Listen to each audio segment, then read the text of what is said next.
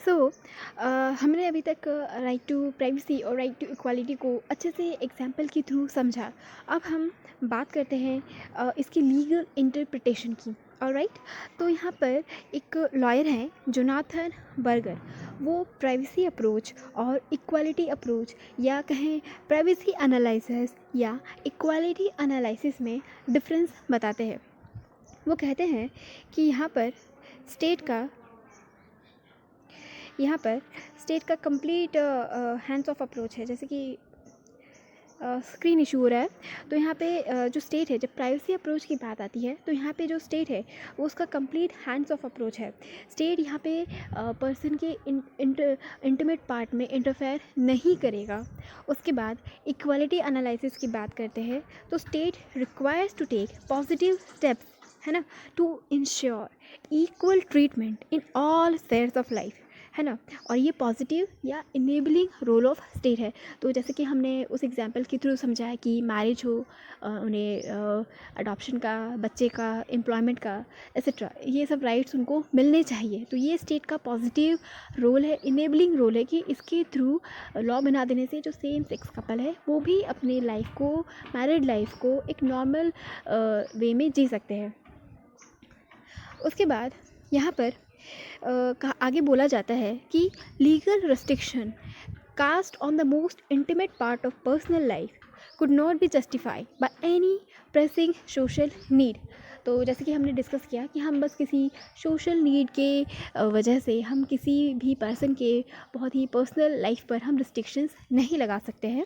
Sexual orientation इम्प्लिकेटेड the negative and positive obligation on the state. देखिए यहाँ पे जो सेक्सुअल ओरिएंटेशन है, यहाँ पे देखिए इंडिविजुअल लेवल तो ठीक है, लेकिन जब ये वाइडर लेवल पे प्रैक्टिस होती है तो इसमें बहुत सारे सोसाइटी का रूल भी इंक्लूड होता है। और सोसाइटी है, ह्यूमन बींग्स है, तो उनके कंडक्ट को रेगुलेट करना, तो इसमें स्टेट का रोल आ जाता है। जैसे कि या तो वो किसी काम को मना कर दे, दैट इज़ नेगेटिव रोल, या किसी काम को करने के लिए वो लॉ बना दे ताकि जो सिटीजन बींग है उसको बिना किसी डर भय के काम कर सके, तो वो हो गया इनेबलिंग पॉजिटिव रोल।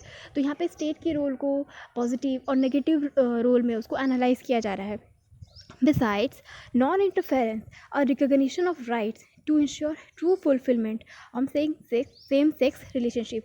तो यहाँ पे जैसे कि रिकग्निशन भी है और फिर यहाँ पे नॉन इंटरफेरेंस भी करना है। और इससे क्या होगा कि इसकी इम्प्लीकेशंस क्या होते हैं, अगर हम ऐसे कपल्स को, अगर हम सेम सेक्स कपल्स को हम इक्वल ट्रीटमेंट देते हैं तो इसके इम्प्लीकेशंस क्या होंगे। तो ऑब्वियसली ऐसे कपल्स के लिए बहुत बेनिफिशियल होगा, क्योंकि फिर इससे क्या होता है, इससे उनको सिक्वेंशियल राइट्स मिलेंगे। जैसे कि हाँ, सिक्वेंशियल राइट्स।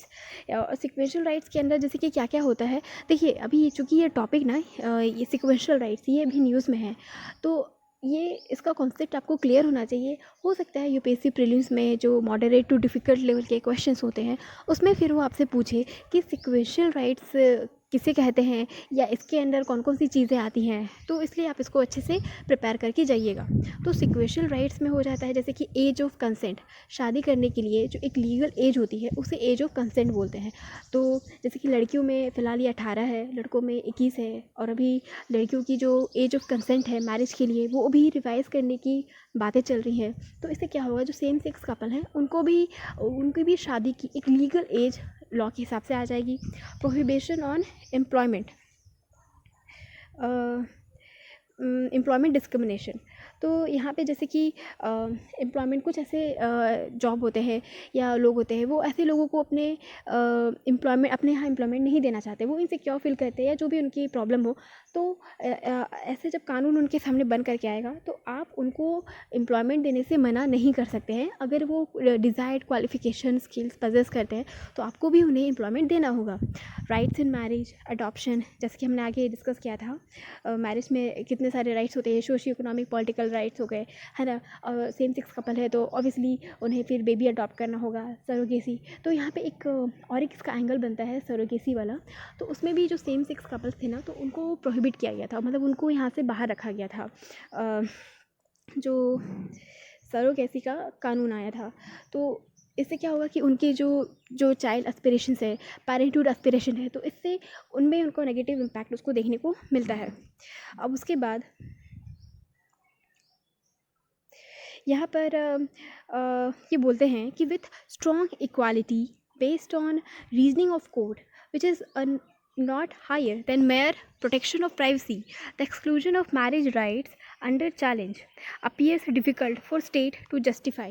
मतलब यहाँ पे इस लाइन का मतलब है कि उन्होंने आपको प्राइवेसी राइट तो दे दिया है ना, स्टेट ने आपको प्राइवेसी राइट दे दिया, लेकिन अगर आपको शादी का अधिकार नहीं मिलता है, जब शादी का जो अधिकार है अगर उसे एक्सक्लूड किया जा रहा है, तो ये स्टेट के लिए भी डिफ़िकल्ट है कि वो बहुत ज़्यादा लंबे समय तक इनके शादी के राइट को हटा सके।